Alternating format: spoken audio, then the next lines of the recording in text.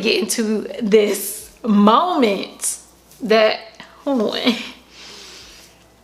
So first I want to say thank you to Hurela Hair for providing this wig to me and sponsoring this video. Let's go ahead and give you some details on this wig. So this wig is the lace part orange jerry curl wig. They get me every time with the jerry curl. I don't know, it tickles my soul. This is the orange jerry curl wig. It was 14 inches long. I did cut it, so this is not the 14 inches, but it was 14 inches long when I first received it. Has a 4 inch by 0.75 inch lace part, and it has like a little bit of lace on the front, as you can see. The rest of this is tracks, and it is 150% density. And inside of the cap there are 3 combs and adjustable strap.